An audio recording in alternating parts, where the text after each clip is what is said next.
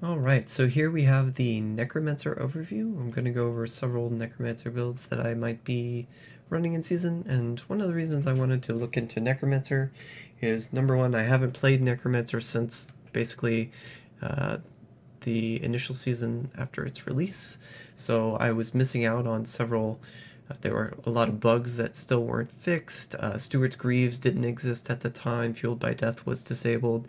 You know, there were a lot of issues with the Necromancer at the time, and I feel like now that Necromancer is a little bit more polished, and of course because I've been avoiding Necromancer for many seasons now, combined with the Grandeur bonus, I think you can come up with some pretty neat combinations. Legacy of Nightmares is looking pretty good for Necromancer as well, so there are a couple of builds, if I happen to get the gear for them, I might be interested to try out. So yeah, so this build here is pretty much what you're going to want to run at the beginning of the season as a Necromancer. The Trag'oul's Avatar is the starter set for Season 16, and this is basically the Blood Mage build. So you're running the Skeletal Mage with the Life Support Rune. It's one of my favorite builds. It's very easygoing, very well composed. Everything here has a place and a purpose. It definitely feels very fluid. It's also a lazier playstyle if you're into that sort of playstyle. So the 2-set bonus here gives you your Blood Rush, the effect of every rune, which is quite beneficial. You get armor, mobility, healing, a lot of useful runes here that help you survive in the Rift with the Blood Rush itself. One of the largest interactions here, though, is going to be with pickup radius. So we have the gold and pickup radius. Boon of the Hoarder is dropping a lot of gold. This picking up gold via the Avarice band will, of course, increase our pickup radius. The pickup radius will boost the radius of our Aura of Frailty. Now this is very important because we will be cursing enemies when they stand within the range of our aura, and this will make them eligible for increased damage with the Trag'oul's Corroded Fang. There is one little hiccup here, is that if for whatever reason enemies exit the Aura of Frailty or you move away from enemies, they will no longer be cursed. That's how the Aura of Frailty works. It's not a persistent curse unless you're wearing this passive. So we've equipped the Eternal Torment passive. Your curses cost 50% less essence and last. It says last forever. It's about 5 minutes, I think, something like that. But it's quite a long time anyway, and this will allow the curse. If an enemy now steps within your Aura of Frailty, they will be cursed with Frailty, and it will last and persist outside of the actual aura, which is what we want, to be able to deal damage as much as possible and our highest potential damage, right? Another cool effect here with the gold is you also get a lot of armor, basically make you almost immune to damage here with the gold pickup. Just remember to keep picking up little bits of gold every now and again, shuffle around if you need to get that gold pickup. Very smooth setup indeed. Nemesis bracers for the shrines and pylons, of course, getting that extra progression. We are running, along with the Skeletal Mage, you're going to want Extended Servitude to increase the duration, of course. This will be a required passive. Dark Reaping is here. Since we're using a Scythe, we want to get that extra essence and life per kill.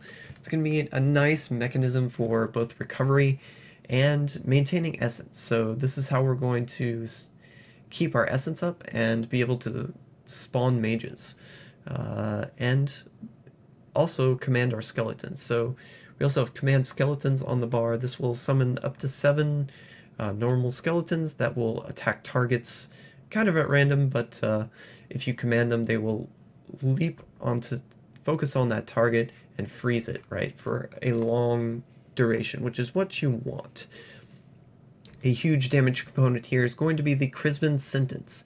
You deal up to 100% increased damage against slowed enemies and a significantly larger amount against enemies that are frozen, stunned, feared, knocked back, any of those other effects, right? That are going to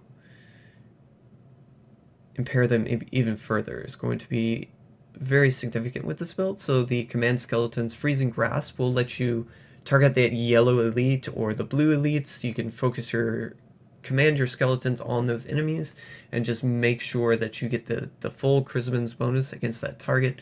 And then for the other targets, basically just use the Dislocation Bone Armor. It is a slightly longer cooldown here with the Dislocation, something like 7 seconds, but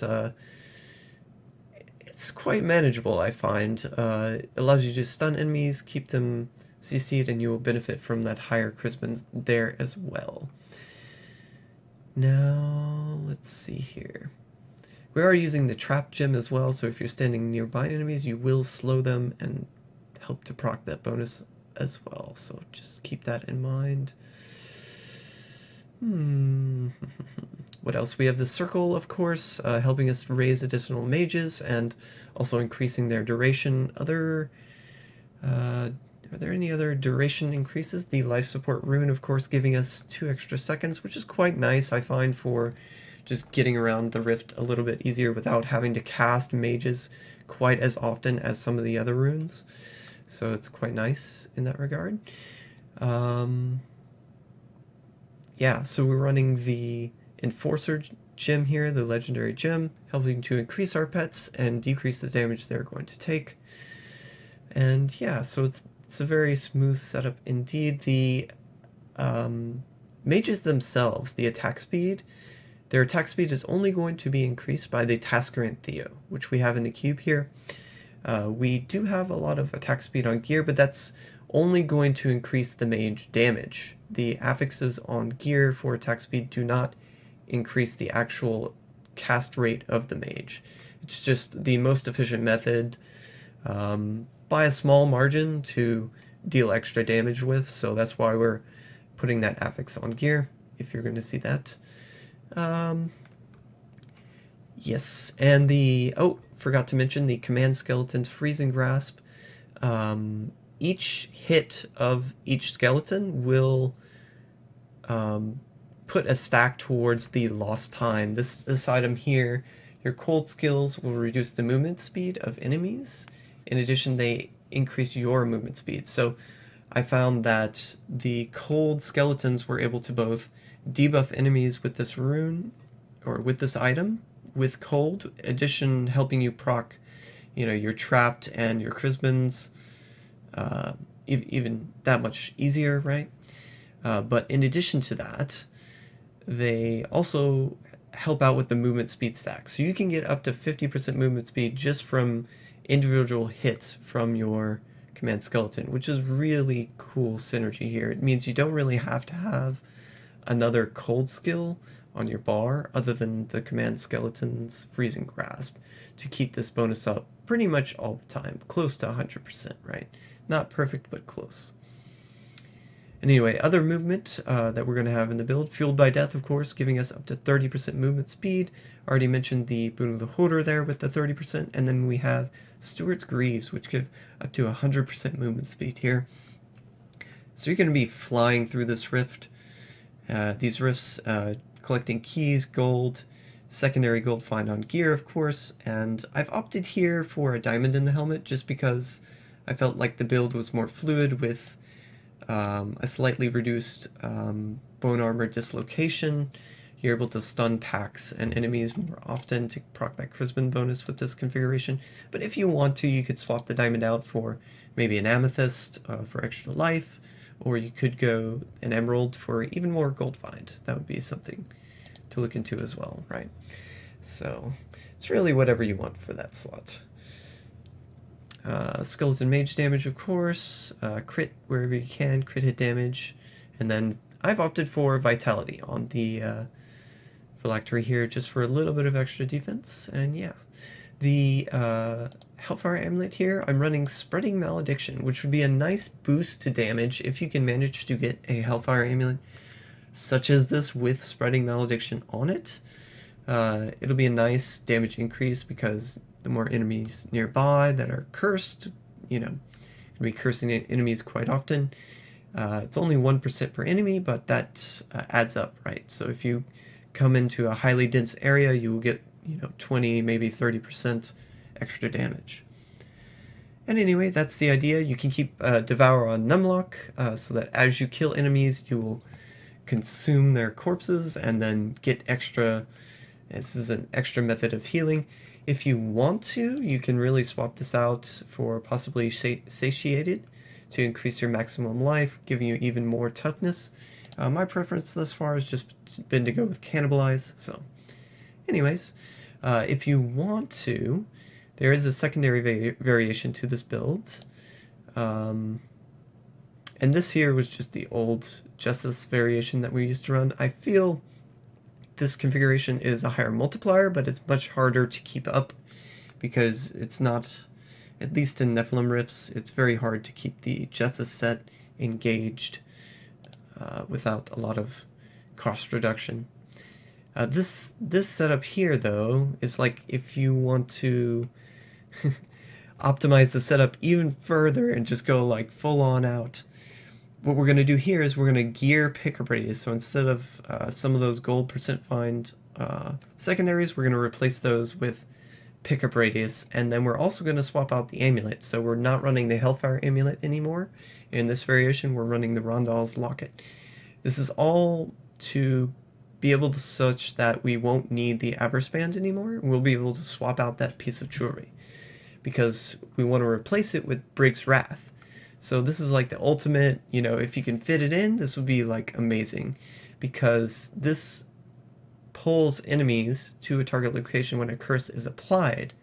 Recall that we have the Aura of Frailty, and what happens when you have the Aura and Brigg's Wrath is that enemies simply get pulled to near the center of the aura. So they'll get pulled towards your character.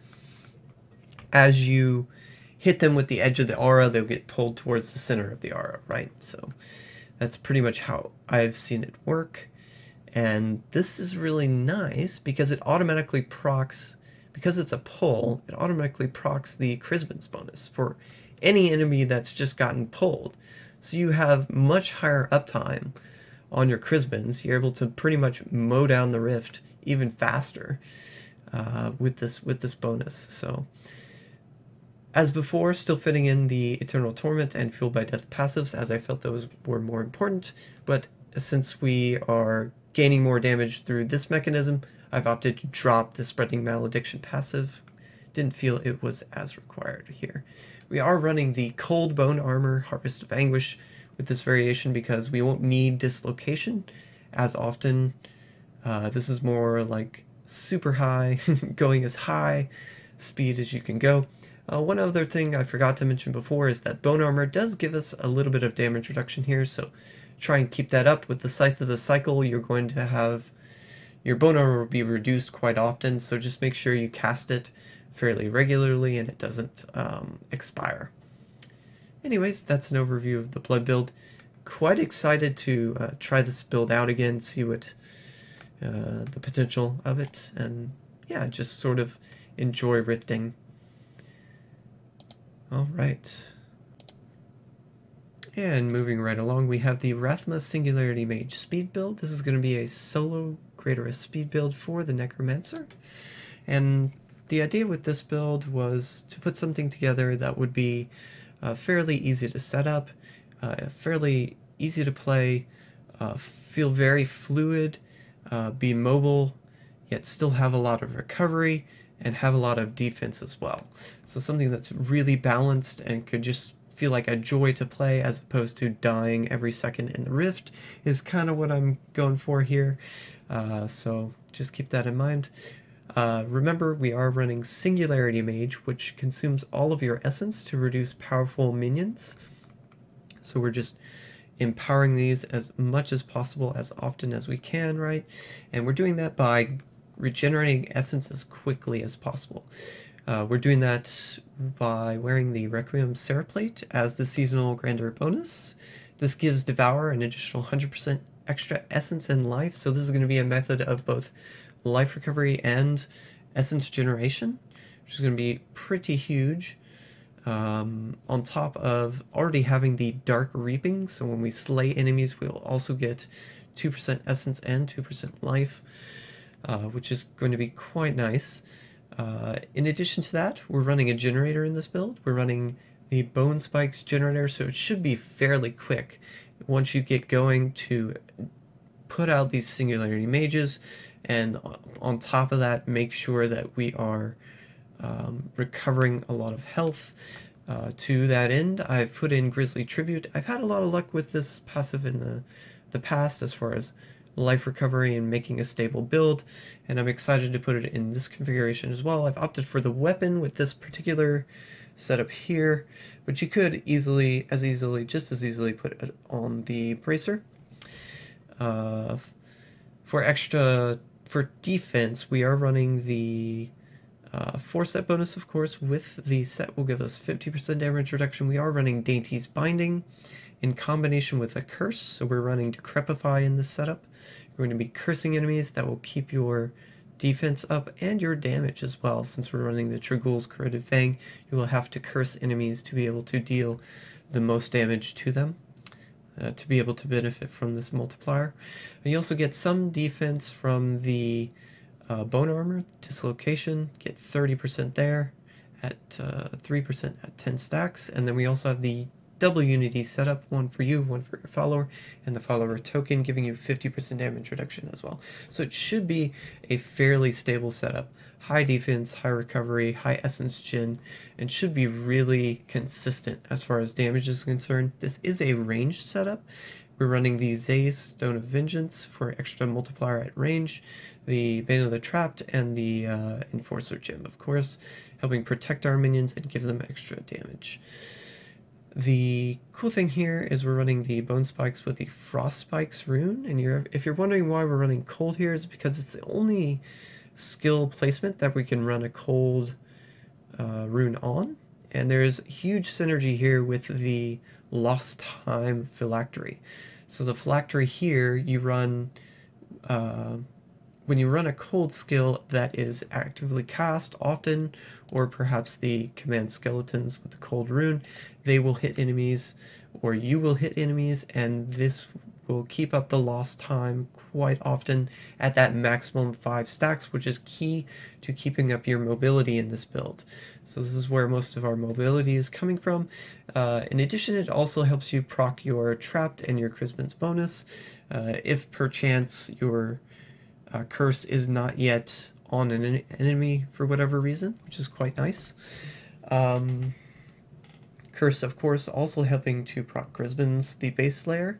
Other effects that we have that are giving us that triple damage bonus effect are going to be Dizzying Curse. Cursed enemies have a 10% chance to be stunned for 2 seconds, which you wouldn't think goes off that often, but with the high attack speed of the mages with the Tusker and Theo, it actually does go into effect quite often. And the cool thing here is you don't have to do anything other than applying the curse to actively make sure that enemies are getting stunned. It just randomly occurs, and it's quite nice when you see it happening in the Rift, especially for those elite monsters that you want to take down quickly, right? We're running the Dislocation rune on the Bone Armor, so even though we don't have high cooldown here, we should be able to stun enemies every so often. You could also use it as a sort of an evasion tactic. If you're in a bad situation, you can cast Dislocation and then be able to Blood Rush out of there. Speaking of Blood Rush, we are running the Potency rune. While you won't have 100% uptime on this, it should increase your toughness quite a bit when it is up, which will be quite nice. Another thing with Scythe of the Cycle here, remember to cast your Bone Armor quite often, because Scythe of the Cycle will be reducing that duration. And your secondary skills are only boosted when this multiplier is active, so it's quite a huge benefit to keep it up. If this goes down and your Bone Armor go down, you're going to lose a lot of toughness, a lot of damage. Make sure they're up. Extended Servitude for the extra duration on mages, and we're running Fueled by Death for even higher mobility. So the idea is you're just steamrolling through the Rift as quickly as possible, and you'll have this bonus up most of the time, right? So Very slick setup indeed. Of course, if you feel like I've gone too far with the life per hit, you can always remove the life per hit from your weapon. Just put intelligence back on the weapon, and then swap out the Grisly Tribute for, I would say, Spreading Malediction might be a good choice here, just for the extra damage increase per enemy cursed. Might be a little bit of extra damage that you could get there, and that would be quite nice to have. Yeah. Or you could go, another passive might be Final Service, just for that second life, but I really don't like using this passive because it kills your minions off. And in a build where your minions kind of protect you and are your damage, it's kind of disruptive. That's why I haven't done it here. Overwhelming Essence is the 5th passive I've chosen on the Hellfire Amulet, bringing our essence pool up even higher, which of course will empower our mages and give us more damage. This particular setup, I'm currently on sheet, I'm looking at 31 trillion DPS, I believe that is, so take that with a grain, of course. This other setup here, moving along, we are going to be running a few different skills. We have the Curse Scythe, so this is going to be more of a melee setup. And what I've done here to balance both defense and give us a boost our offense is I swapped out the Zay's Stone of Vengeance for Esoteric Alteration, giving us that extra elemental reduction. And then we are running the Convention of Elements, so this will give us a cycle every 4 seconds. Out of 12 seconds we will have 200% increased damage multiplier, so basically a 3 times multiplier in that duration for our physical damage, buffing the mages. And this can be advantageous because if you can time your cycles such that you are engaging elites basically every cycle, it can make for a very efficient rift clear. But the flip side is if you happen to engage enemies or waste the cycle out in the open, it can turn out to be a little bit less so. So it's kind of random depending on the rift whether this is going to work out better or worse, but in general it should provide somewhere in the range of 1 2/3 times multiplier for the Necromancer, which is still a huge benefit, and for this particular build should provide more damage than the Unity setup, right? The Unity's a overall, right? But it's only a slight increase. If you look at the skill here, we're at 21 trillion right now, and then we apply the convention, we're at 65. I've already worked out the math on that. It's somewhere an average of like 36, so it's a slight increase average, but more bursty, less consistent. If you're into that sort of playstyle, this can definitely be for you. Huge advantage here though with the Cursed Scythe, we also get the other curses. So the base frailty we're going to get, and that's going to be huge for being able to clear higher Greater Rift and finish off enemies especially. And then we're also gaining the Leech, which is going to be huge here for that extra recovery. It means you don't whereas in this build with the Unity, I felt I needed a little bit something extra. Well, this can be that little something extra. The Leech, melee monsters, and cursed enemies that are going to be hitting you are now going to actually give you that health back. So, going to be a nice extra method of recovery, and it's more efficient for the passives. Unfortunately, after freeing up a passive slot, you then have to use that passive for Eternal Torment, because our curses here, with the Cursed Scythe in combination with the Trag'oul's Corroded Fang, now applying 100% chance to apply a curse. While they do apply every curse, it's only the duration here is only gonna be 10 seconds. So to be able to increase that duration and make sure the curses stay on enemies for a little bit longer, and just to make sure that we're able to kill enemies when we're going through the rift, I'm going to opt for Eternal Torment here.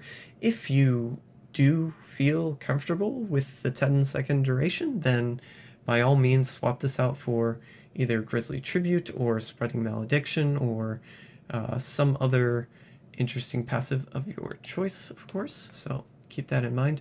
We are running the Freezing Grasp command skeletons here, so the other cool optimization here is because our curse is now combined with our generator, we can now, that frees up a skill slot, and we can run command skeletons.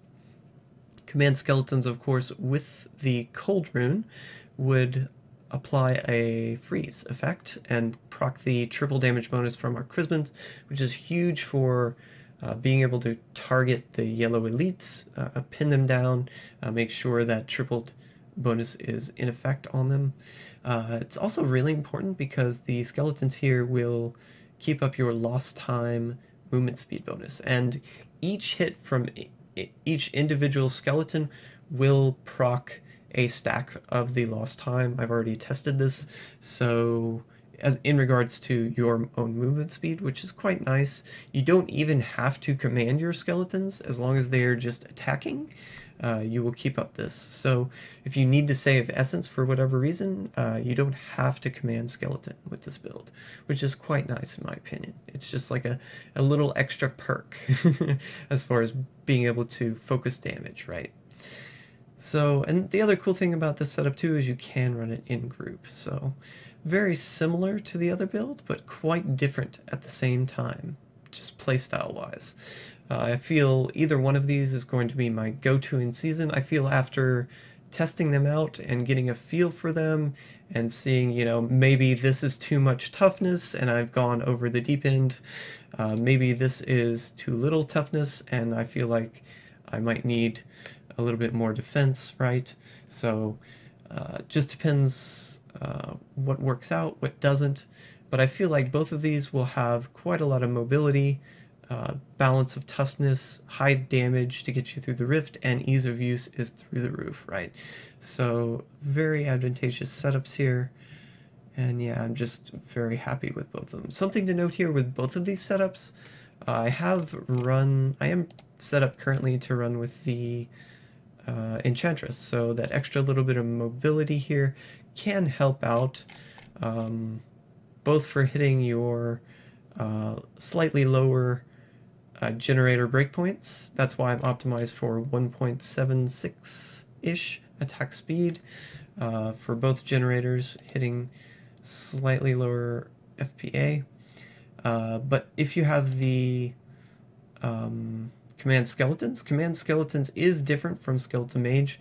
Command Skeletons does have breakpoints, so the attack speed on gear will help them attack faster.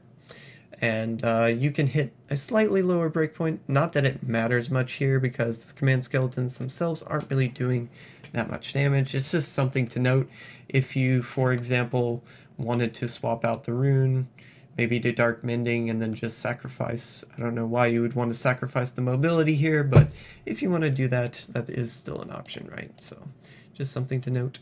Anyway, happy with both of these, and let's keep going.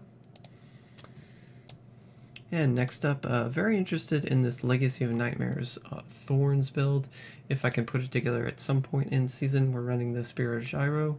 So as density increases, our thorns will increase. The general idea here is we're using the Mask of Scarlet Death to revive super powerful minions within the Land of the Dead cooldown.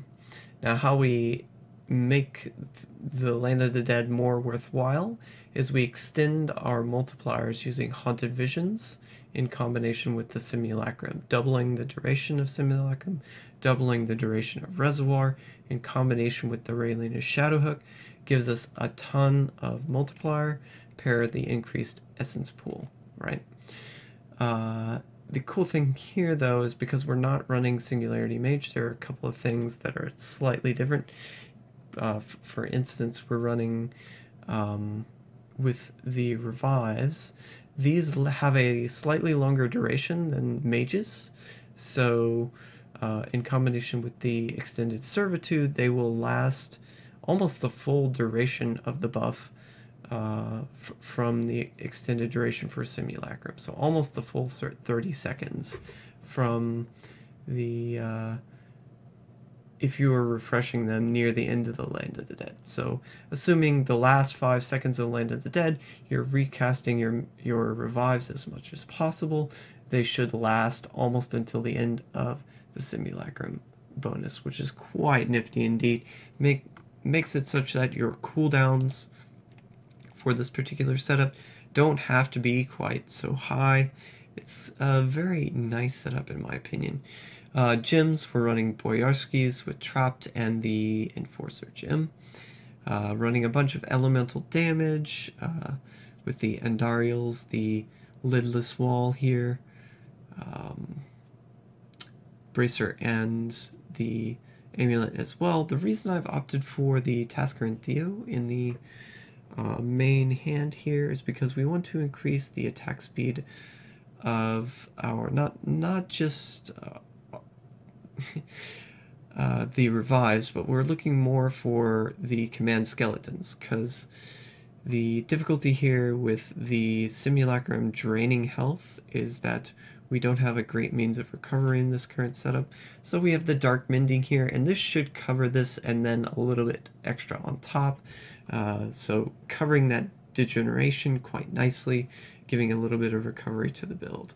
We're running the Curse Scythe so we could get Frailty, and of course the other curse, I forget what it's called, Leech, for the extra health on occasion from when getting hit. Attackers will heal you. It's quite nice. And then we're running Decrepify, of course, for the Borrowed Time rune, giving us cooldown reduction, quite important with this build. And yeah, a lot of synergy here with Spreading Malediction and Density. So the Spear of Gyro, more enemies cursed, you do more damage. The Spreading Malediction, same thing. So you can see a pattern here with some of these items. Oh yeah, forgot the Swampland Waders, elemental damage here as well. Toughness going to be quite nice with this build. The Dainties and the Aquila, you're going to be able to keep those up quite often, which is going to be very nice indeed. The Legacy of Nightmares bonus, of course, giving us 52% with 13 Ancients as well, damage reduction.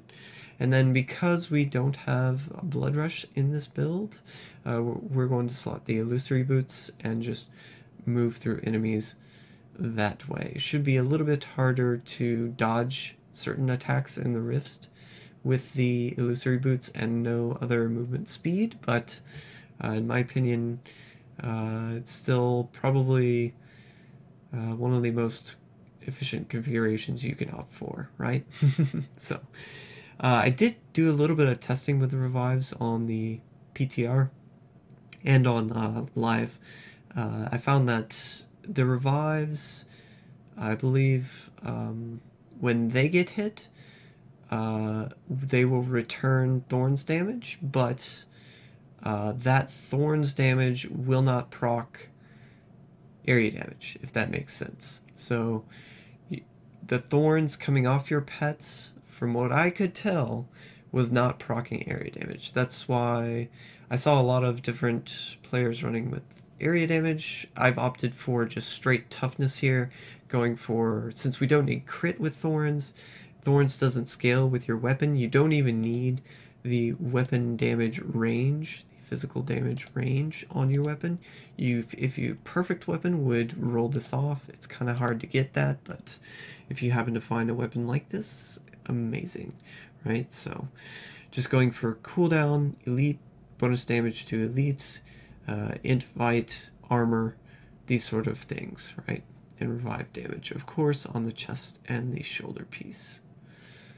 Very cool build. Hope to run it in season at some point. Alright, now moving right along to the Legacy of Nightmares Cold Lancer. Quick refresher with the Pestilence build. You do get the 2-piece lances from passive lance attacks, which is very big. Even though the multiplier here, the 6 set, is very low, you get those 2-piece lances, you get a double damage from Endless Walk, and then up to a double damage, and then you also get the Convention of Elements here, which you will not be able to fit in with the Legacy of Nightmares bonus, because Chrisman's is already, even with just the base 100% extra is still equivalent to the Endless Walk set, of course. So that's the bonus we're going to opt for with Legacy of Nightmares here. And we will get the triple bonus from Land of the Dead, of course, but a lot of differences here. You're going to be sending out less lances with this build, which means your ramp up on Corpse Whisperer Pauldrons is going to be a little bit slower. Your stacking of the Brittle Touch crit debuff is going to come in about the same pace, but could be slower if those passive lances were hitting on the same target, for example. So something to consider. The cool thing about Legacy of Nightmares here is we are able to do hit a higher breakpoint here. So we're running 2 attacks per second, which is the 5 frames per attack breakpoint, 5 FPA, which gives you 12 corpses per second you're sending out with the Corpse Lance skill. It's a huge single target ability, so we're mostly going to be seeking out elites with this build. The huge advantage with the higher breakpoint here is just increased damage, but we also are able to finish off monsters a little bit quicker. Remember, with the Pestilence build, we had the COE, so that's going to be a little bit different. It would basically backload the damage, whereas this Legacy of Nightmares setup is going to front load the damage with the extra multiplier from the Johnstone. So Land of the Dead expires, we are granted stacks of Macabre Knowledge, and we're going to wait until we can recast Land of the Dead. Those stacks should still be there at that point, and for the first 50 corpses that we send out, we will get extra damage, right? So that's going to last us maybe 4 seconds in total. So you get maybe 1 second's worth on killing a white monster, spawning that Oculus, jumping in the Oculus, and then maybe about 3 seconds of extra multiplier on the elite here when you are in elite DPS cycle. So quite interesting with that. To be able to hit that much attack speed, we had to gear several items, the Witching Hour and the Andariel's Visage in particular, in addition to attack speed on weapon, rings, the gloves. The efficient thing here is that with the Brittle Touch rune, you don't have to roll crit, which frees up a lot of space on items for rolling attack speed, for example. And of course, this is a cooldown-based build as well, with the Land of the Dead and the Simulacrum, in combination with the Raylene of Shadowhook, doubling your essence pool, giving you that extra damage, right? So we're going to want to make sure that we can use that as best possible. The interesting thing here with Legacy of Nightmares is you are able to run more consistent toughness with the Aquila Cuirass, and then we also have the Stewart's Greaves here for seeking out those elites. Since this is an elite hunting build, we're going to be able to move so much quicker through the rift. It's going to reduce, you know, if you find a bad elite, you just skip them, move on, find another elite, move through the map so much quicker. It's going to be so good in season. We're running the Nemesis Bracer here as well, conferred with, got feedback from a lot of different theory crafters, formers, different players on the forums. We kind of figured out after a while that strong arms probably isn't going to be as advantageous with this build, because whereas with the Pestilence build you get the extra lances to proc the strong arms bonus from the secondary knockback on that item, here we're only getting the 12 lances per second, which is still considerable, but it's somewhere in the range of 50% chance that you would actually, 40 to 50% chance that you would actually proc this bonus halfway through, halfway through your, during your rotation. The additive bonus with the strong arms isn't quite as desirable with that in mind, right? So going Nemesis Bracers here allows you to spawn more yellows in particular, very important with this build, seeking out those yellow elites and killing them as as quick as possible. The Conduit Pylon, Power Pylon have huge synergy here as well with the Bane of the Powerful. You will always get that extra elite damage and damage reduction, of course, but you're also going to get, on occasion, the 20% multiplier.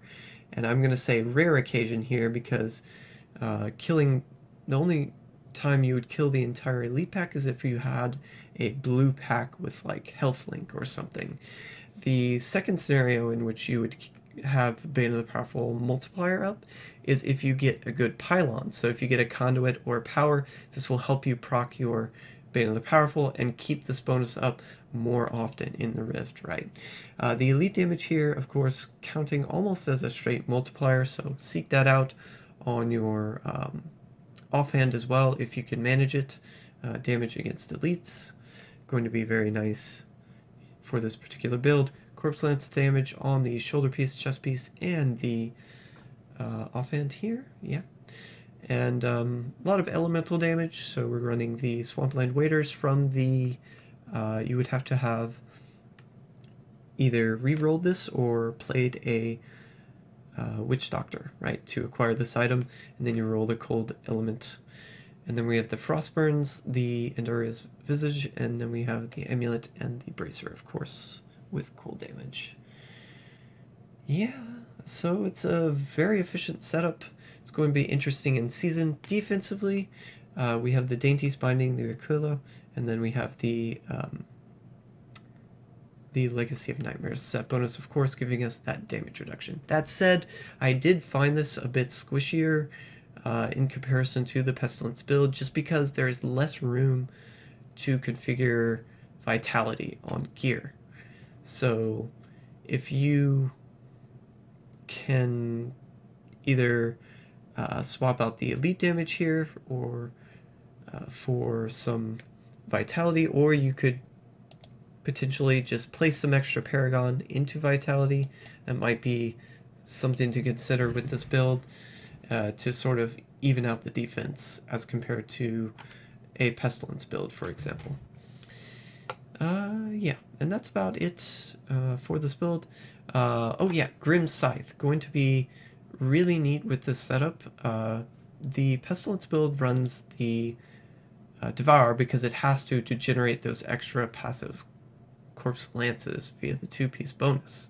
But with this build, we don't have to run Devour. We can run a generator, and one of the most efficient generators, in my opinion, is going to be Grim Scythe with the Cursed Scythe rune, because with the Trag'oul's Corroded Fang, this will help you apply those extra curses to enemies. So tested this out in just recently, but the duration of the curses that get applied by Cursed Scythe is only 10 seconds. To be able to increase the duration, you have to do one of two things. Either slot the passive Eternal Torment, or you can use the runed version of a curse and apply that separately, and that will override, take priority over the Grim Scythe version. Grim Scythe will also happen if you happen to curse them with the same curse that's on your bar. It will apply this curse, but the duration that's applied from that version of the spell is only 10 seconds. So that's why we need this on our bar, and we will still have to cast it in the Rift, which will make it a little bit more difficult for maintaining this defensive bonus, but the cool thing here is that we do benefit from borrowed time. It is a nice cool source of cooldown reduction for the build, so it does make sense to have this still and include this bonus in the configuration. I am running Hemostasis at current, just because there's very little recovery in the setup, but you could run Potency if you think you could manage that. Let's see. Spreading Malediction here for the extra damage with Density. Similarly, we're running Overwhelming Essence for increased Essence Pool. This will increase our damage. Blood is Power for additional cooldown resets to lower the cooldown on our abilities. And then we have Standalone for extra toughness. Yep, I'm very excited about this setup in season, especially because of the combination of Nemesis Bracer and Stewart's Greaves. While this may not be the perfect setup that you could do, I feel like it's very advantageous, especially with getting Frailty from the Cursed Scythe. Just seems a huge benefit here, in my opinion. So, something to look forward to in season. And anyways, that's all I have for the Necromancer. I hope you enjoyed this class going into next season with the Grandeur bonus. It's especially going to be exciting for both of these builds, indeed. So, thank you for watching.